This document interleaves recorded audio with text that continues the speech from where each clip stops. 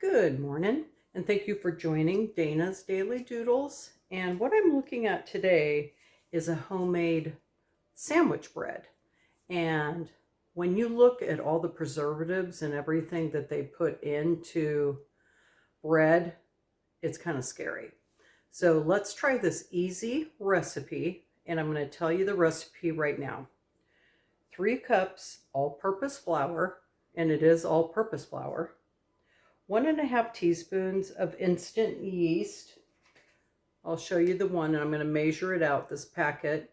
Get it in the grocery store. It's in like 3 to 4 that are connected in a little row. 1.5 teaspoons of salt. Then we're going to go with 1.5 to 2 tablespoons of honey and 1.5 cups of water. Now, in regards to putting this all together, it's going to be very wet, and you're just going to stir it lightly, let it set for 2 hours.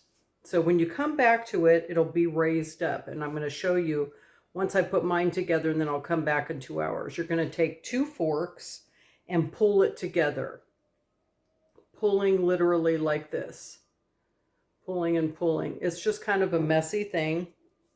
No worries on that. A small amount, you're going to put a little bit of olive oil over it.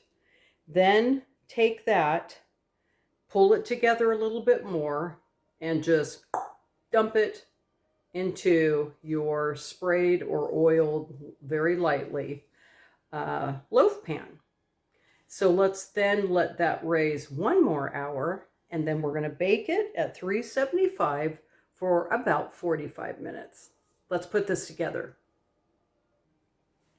Okay, so checking the packet of yeast, it is quite a bit left. So I'm going to store that for the next time we make, and put it in here and get a tight Ziploc on that for fresh storage. So the first ingredient is 3 cups of all-purpose flour, and it doesn't say sifted. It doesn't say, you know, make this absolutely perfect. We're just dumping it in. 1, my handy dandy Tupperware container I've had for 30 years. 2, and 3 is coming up. Get it as level as you can. Pretty level. 3 cups of all-purpose flour. Okay, next we're going to add in 1.5 teaspoons of the yeast. This is instant, very important. 1.5 teaspoons of salt.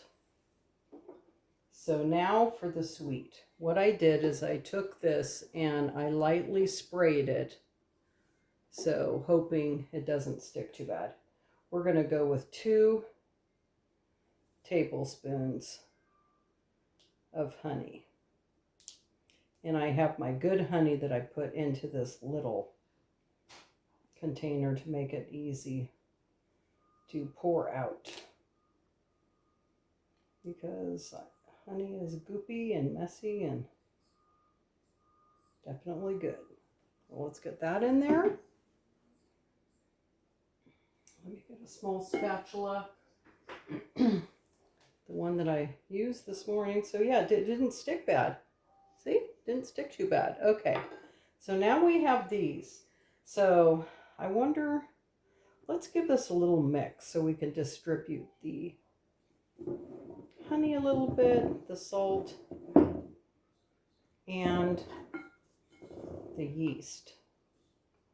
This right here is a really cool tool I have, and I think it's Swedish. I'll have to look it up, but I'm pretty sure that it's a Swedish, and it's great for my pizza dough and for bread just like this. Okay, so this did get distributed nicely. Next, 1.5 cups of good water.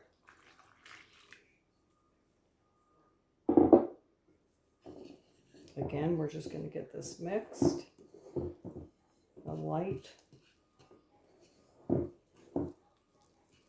And we already know that they are saying it's going to be very, very sticky. So we just don't need to get our hands in here. We're going to make this as easy as possible. So we can just dump this in like this. And if you're a working person or a mother, you can prep this in the morning.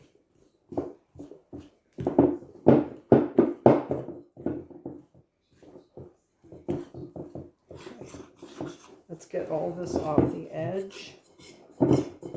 You can order these for about $12, and for some reason they just have the magic of doing perfectly when it comes to mixing dough. So what we're going to do is let this set just like the instructions say. Let sit for 2 hours. I'm just going to put a light cloth on it, and I'll see you back in 2 hours.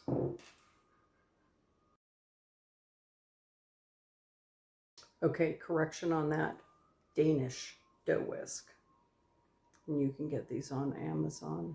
You'll really love it if you like to work more so with your hands and not get a mixer out.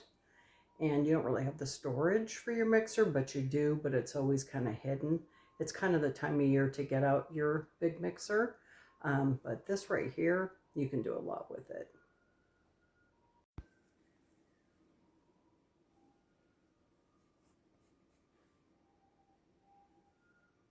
Two hours. The bread came out. Nice and crunchy, looks good.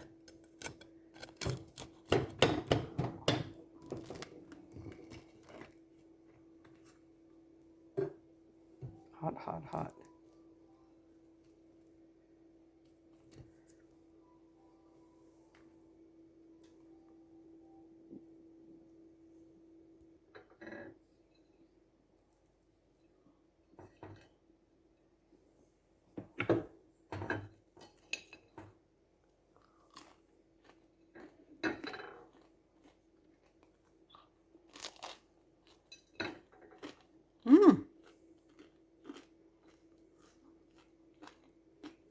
Quite good. Just a little bit dense inside, but very crunchy on the outside. Delicious on the inside. Just a slight bit dense. Keep it lifted up while it cools so it doesn't get too much heat and moisture on the bottom. Nice and crunchy. The denseness, I'm not sure, it might needed to have risen just a little bit more, but very delicious. Very easy. Thank you for joining Dana's Daily Doodles.